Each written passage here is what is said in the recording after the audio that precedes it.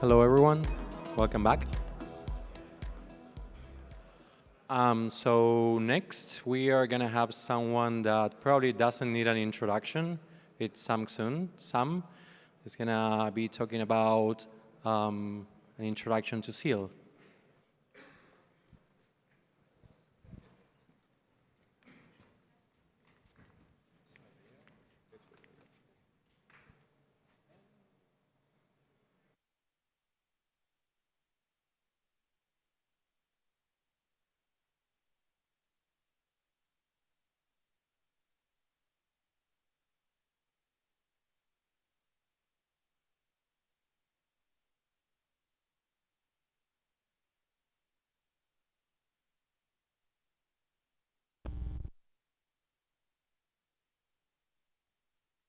She was in the mainframe. Check the computer. Check the computer. The mainframe computer. I access the mainframe. Acoin is more of a fiat currency, but it can be converted into crypto. Quadria CX, which is Canada's largest Bitcoin exchange. You can access the mainframe by remote. I hacked into the mainframe at the bank. The mainframe. I can't find a Canadian server. I've got to break into the mainframe.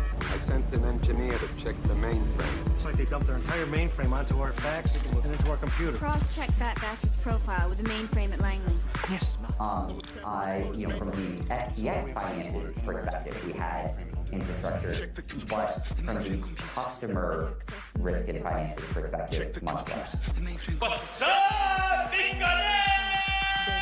They're calling it the Ronin hack, spelled R-O-N-I-N. That would take some sort of super mainframe computer. So the market cap is $2.168 trillion. And now the market, oh! It went to zero! Top 5 100x low-risk cryptocurrencies that could make you $1 million.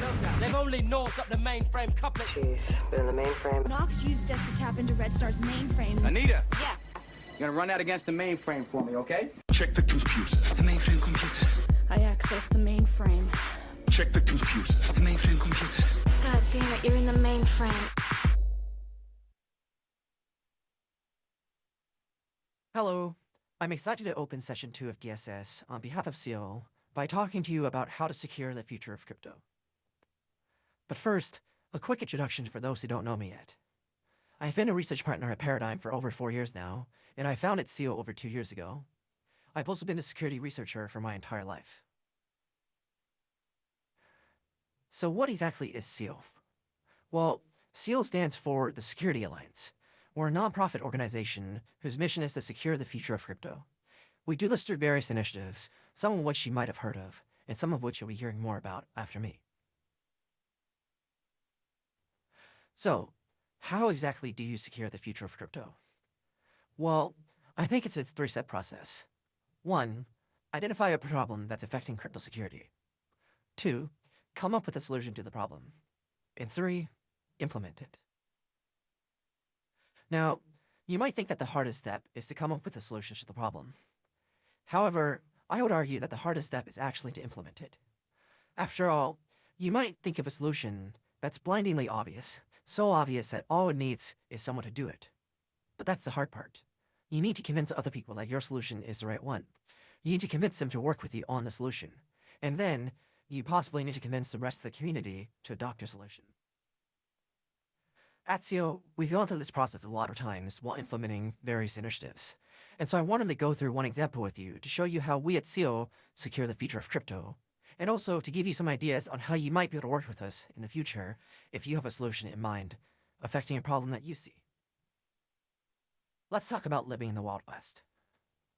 What I mean by that is crypto security back in 2018. Back then, security best practices weren't really as well defined, and projects were being launched every other day. Although these projects were not quite as big as the projects we know and love today, rather these were much smaller, maybe 1 or 2 contracts.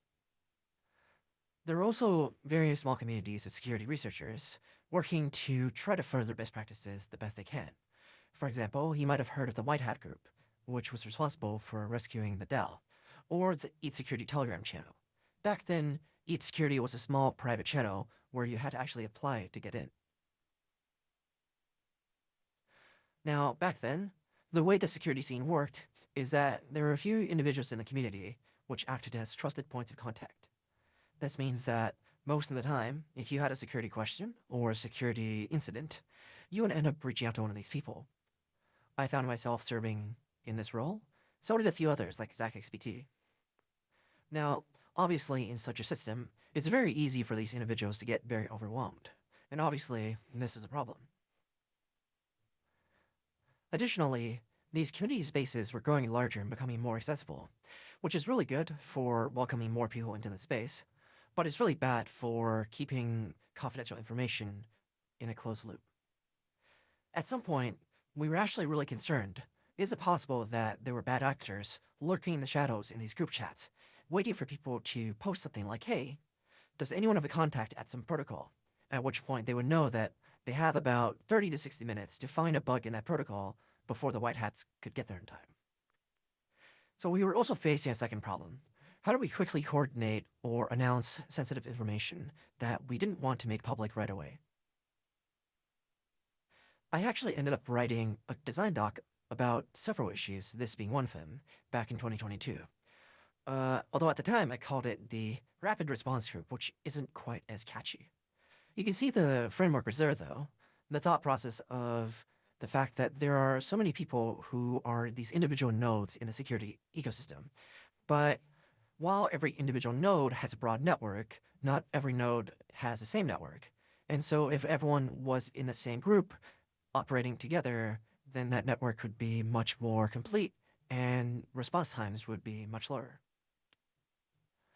However, the reason this never got implemented is because there were some very obvious problems. For example, does everyone actually agree that this is a problem, and does everyone actually agree with the solution? And if people do, well, where is the activation energy to get people on board, and how do we quickly build momentum so that progress doesn't stall? Then, one day, there was a perfect opportunity. And by the perfect opportunity, I'm referring to the Viper Zero Day, which caused reentrancy locks to be totally ineffective. Now, there aren't many projects out there that use Viper today, but one of the big ones is Curve. And because the reentrancy locks can be bypassed, this meant that the Curve pools could be drained. And sure enough, a few attackers drained multiple Curve pools for over $15 million at the time.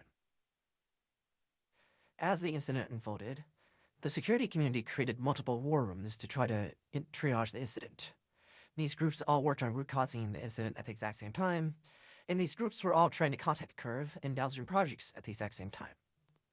Needless to say, this entire situation was extremely disorganized and chaotic, and although by the end we had all consolidated into one place, the process had still left much to be desired.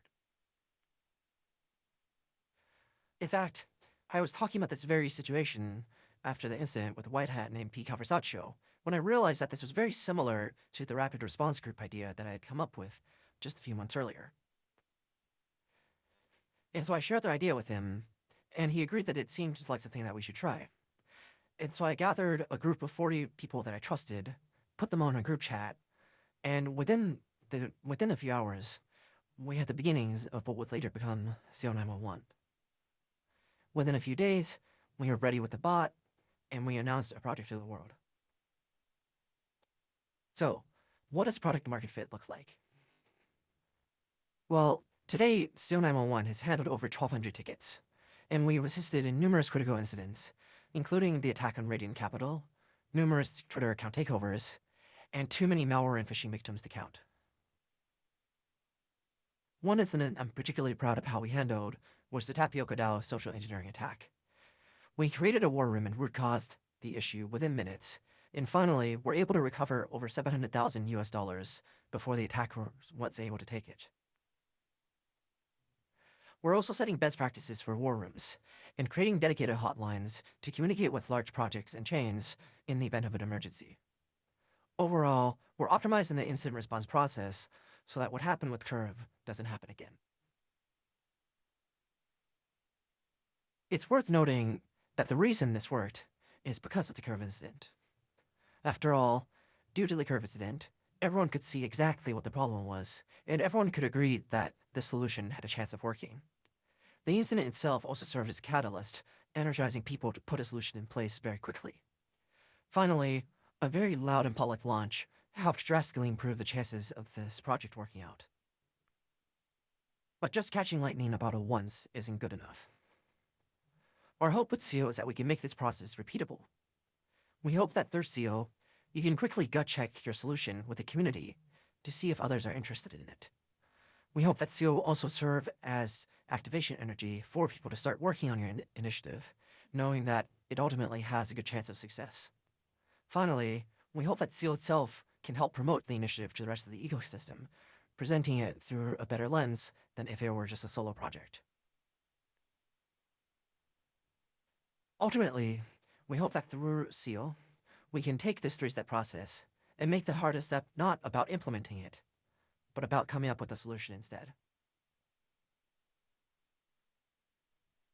Thanks for listening. If you want to learn more about SEO, feel free to visit our website or our Discord server, or just message me directly.